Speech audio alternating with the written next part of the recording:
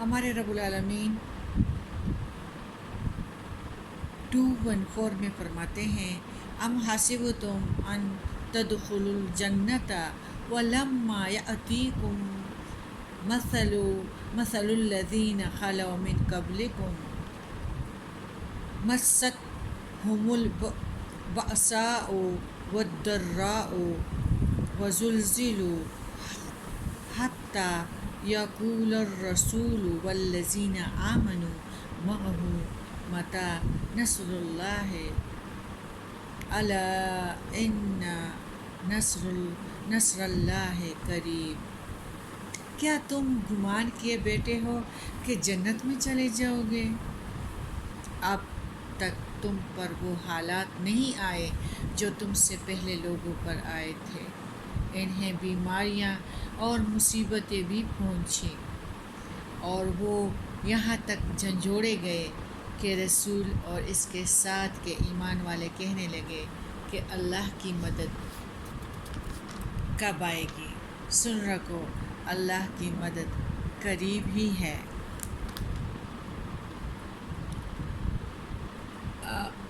یعنی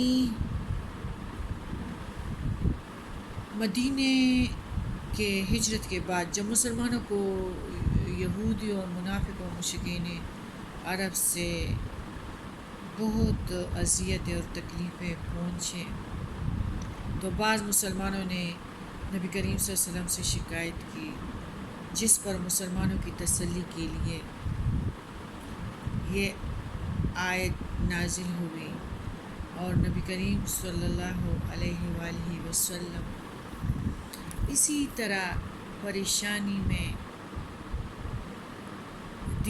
خانہ کعبہ کے دیوار کے سائے میں اپنی چادر کو تکیہ بنا کر بیٹھے تھے کہ سیدنا حباب بن ارت رضی اللہ تعالیٰ عنہ نے عرض کیا، آپ صلی اللہ علیہ وآلہ وسلم اللہ سے دعا کیوں نہیں کرتے، اللہ سے مدد کیوں نہیں مانگتے؟ یہ سنتے ہی نبی کریم صلی اللہ علیہ وآلہ وسلم تکیہ چھوڑ کر سیدھے بیٹھ گئے۔ آپ صلی اللہ علیہ وسلم کا چہرہ غصے سے سرخ ہو گیا۔ آپ صلی اللہ علیہ وسلم نے ارت رضی اللہ تعالیٰ عنہ کو فرمایا کہ تم سے پہلے بھی ایسے لوگ گزر چکے ہیں جن کے گوشت اور پٹھوں میں ہڈیوں تک لوہے کی کنگھیاں چلائی جاتی تھیں، آرا ان کے سر کے درمیان رکھ کر چلایا جاتا تھا اور 2 ٹکڑے کر دیے جاتے تھے، مگر وہ اپنے سچے دین سے نہیں پھرتے تھے، اور اللہ اپنے اس کام کو ضرور پورا کر کے رہے گا۔ اللہ تعالی ہماری مدد فرمائے گا۔ یہاں تک کہ ایک شخص سنغا سے سوار ہو کر حضر موت تک چلا جائے گا اور اللہ کے سوا اس کو کسی کا ڈر نہیں ہوگا۔ اور بخاری کی ایک دوسری روایت میں بھی یہ الفاظ زیادہ ہیں، مگر تم لوگ تو جلدی مچاتے ہو۔ اس حدیث میں اللہ کے محب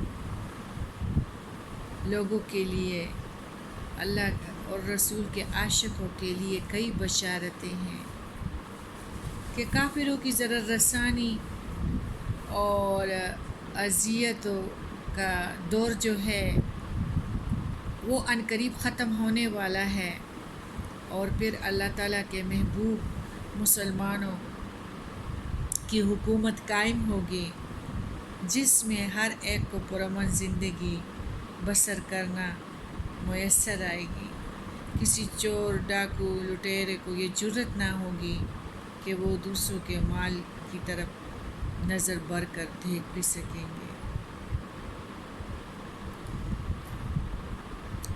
لیکن آج کل جو دشواریاں ہیں نا، صحیح بات ہے ہم جہاں بھی خدا کرے امریکہ اور لندن میں بھی قرآن کھولیں اور ایک اللہ کی مجلس ہو تو الحمدللہ ادھر بھی کوئی نہیں آ سکتا. پہلے تو یہ بھی ایک جرم تھا اور لوگ اذیت دیتے تھے. آپ کو خوب پتہ ہے نا نبی کریم صلی اللہ علیہ وسلم اقرأ بسم ربک الذی میں کیا ہے ارأیت الذی ینہا، یعنی وہ کفر کرتا تھا. نبی کریم صلی اللہ علیہ وسلم کے لیے ابو جہل آئے تھے کہ نعوذ باللہ میں پیارے نبی کا سر کچل دوں. آج کل تو کسی ملک میں بھی یہ نہیں ہے. اس قرآن کی نعمتوں اور رحمتوں سے تو ہم پوری طور پہ اپنے آپ کو رنگ سکتے ہیں. شکر ہے کوئی بھی ہمارے اس پہ نہیں آ سکتا کہ ہم پہ چاپا ڈال دے یا خدا نخواستہ ہمارے کچھ بگاڑ دیں، لیکن ہم پھر بھی اس کے قریب نہیں آتے.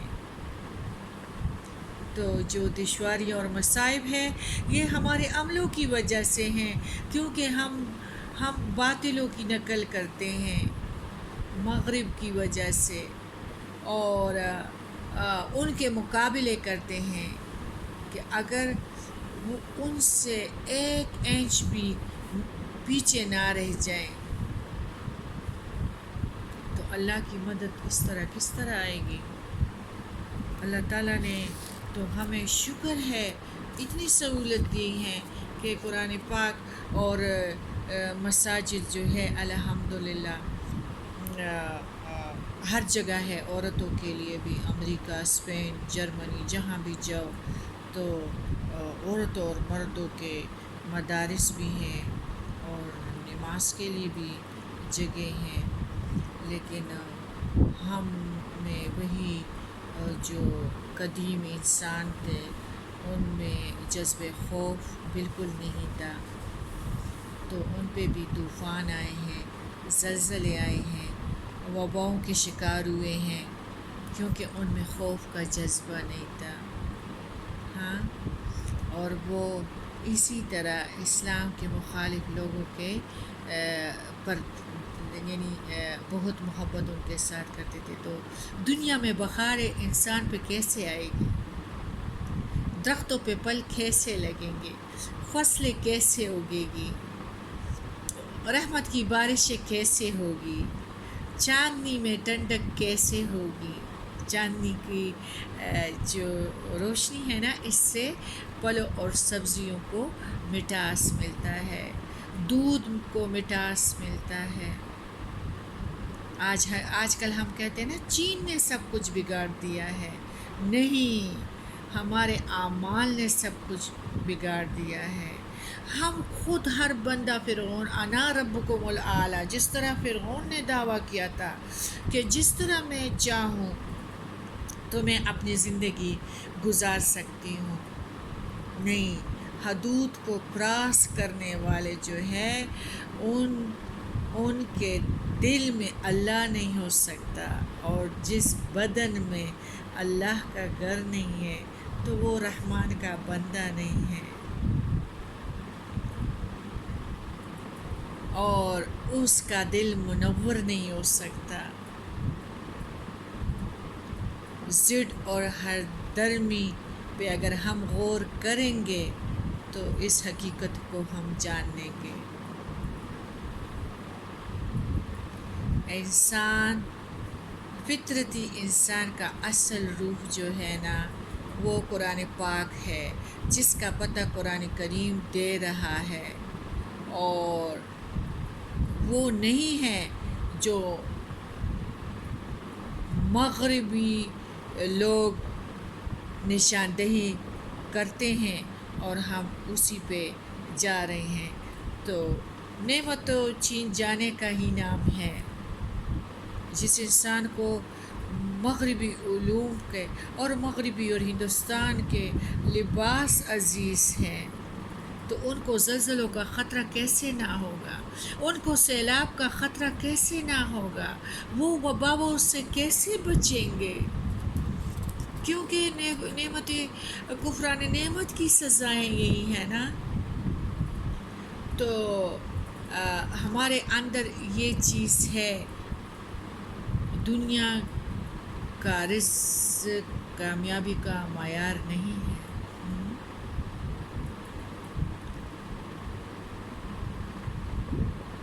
دنیا کا رزق جو ہے وہ آخرت کے سوچنے پر ہے۔